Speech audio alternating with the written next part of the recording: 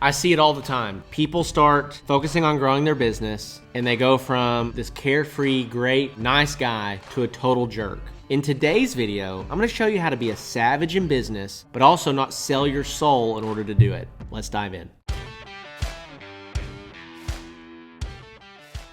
All right, well, welcome back to the channel. In today's episode, I've got a fun one for you because we're talking about how to actually crush in business, how to kill it, how to be a savage, how to be a monster, how to destroy your competition, but how to never sell your soul and become this old stick in the mud as you do it. Now, I'll be the first to say, sometimes growing a business requires you to change. There's things that you have to change about yourself in order to be successful as a business owner. One thing that is a huge trait that I see successful business owners having is that they are not afraid of conflict. They're not afraid of addressing issues, and this is very difficult for most people. Most people are afraid of confrontation, of having hard conversations, and this is one of the things that hold a lot of people back in their business. And so you have to develop skills like this that may make you seem like a jerk or may make you seem like a stick in the mud, but you've got to learn how to not sell your soul, keep your joy, and grow your business at the same time, okay? I want to start by kind of giving you a quote. There's an old Japanese proverb that says, it's much better to be a warrior in a garden than a gardener in a war. And what this means is it's better for you to have the traits and the capabilities to fight, to figure things out, to be a killer in business and not have to use those all the time than it is for you to get thrown into business, which is a war. Guys, if you don't understand that you are competing, business is competition. Whether you know your competitors or not, you are competing for attention, for sales. You are competing with others out there. And if you're completely oblivious to this, you're just like that gardener in the middle of a war. You're in a place that's dangerous and you don't have the skills to handle it. So you need to make sure that you get those skills to handle it, okay?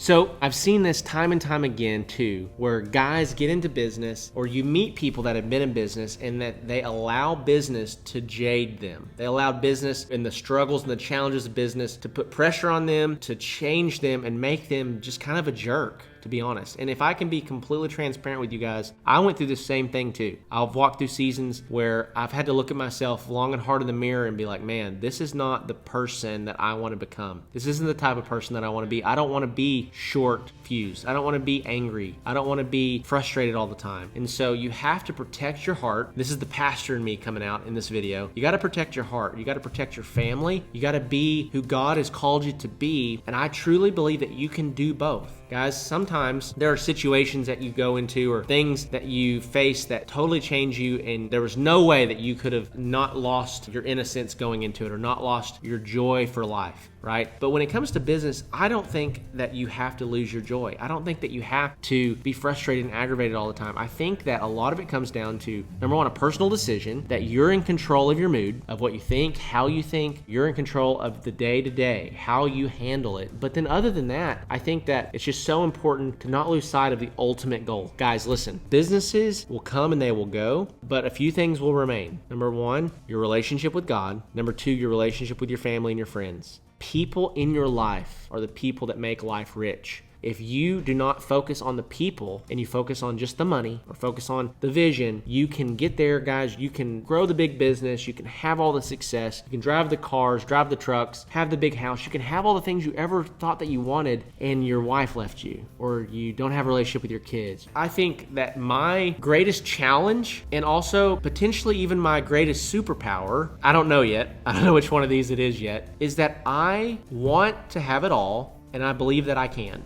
A lot of people, they look at the life that they want and they say, well, I just can't, there's no way to have, I can't do that. I can't have it all. I have committed myself to figuring out how to be a good person, be a godly man, be a great foundation for my family, lead my children, lead my wife, pray for my wife every single night, pray over my children every single night, lead the departments in my church, help people, be there for people. How can I do that and also build businesses that reach a lot of people, build businesses that make a lot of money? Because one thing also, guys, that I've learned is that money in and of itself is not good nor bad. It's simply a tool and it amplifies what you already are. If you are stingy and mean and greedy, you're a turd. You're gonna be a bigger, stingy, mean, greedy turd if you have a bunch of money. If you're a generous person, if you love people, man, the ability to love people when you have money, guys, it is legit. It is one of the coolest things you'll ever experience because you can actually provide for physical needs for people, okay? And so one thing that I've realized, money just simply amplifies, it blows up what you currently are. So when it comes to this idea that in my brain, I'm like, I want it all and I believe that I can have it all, it comes down to the fact that I'm always trusting God with my life and with the outcome of whatever happens. I'm trusting Him with my finances. Number one, we tithe on every dollar that we earn. We tithe.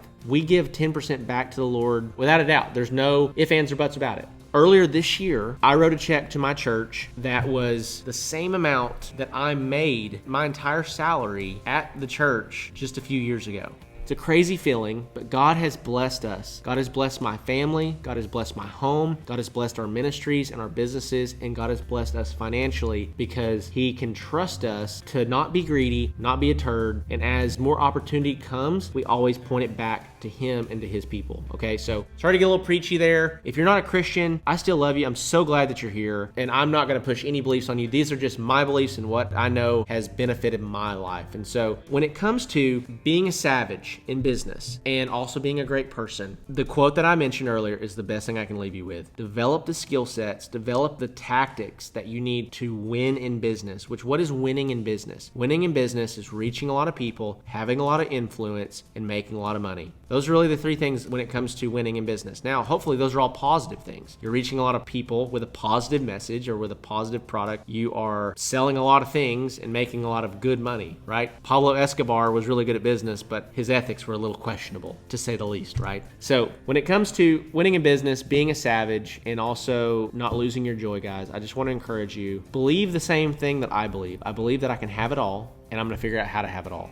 I want it all, and I can have it all, and I'm gonna honor God with every bit of it. So with that being said, guys, if you are trying to grow your woodworking business and you're stuck, you don't know what to do, you don't have the answers, you're hitting a wall, you've been at the same place for the last 6 months or more, and you don't know how to find breakthrough in your business, check out the Woodworking Business Accelerator program below. It's the single greatest thing that we can put you on because we're helping guys just like you scale their woodworking business all across North America to $20, $30, $40, $50,000 per month, okay? And if you can do that, guys, it can astronomically change the finances in your life. It can astronomically change the growth of your business, and it gives you a lot of opportunity that you otherwise will not have, right? So with that being said, I love you all, and I'll see you in the next video.